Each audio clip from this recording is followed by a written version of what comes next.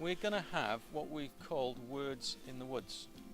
So it's slightly different from what's happening in the field. We're going to have spoken word. So we've got poets coming in to speak. We've got a guy flying in from America who's festival mad, and he's a complete extrovert, but he's got a real way about him. He loves philosophy, and he can sing as well. And he's just gonna talk to people about life, about the environment, about where humans sort of fit.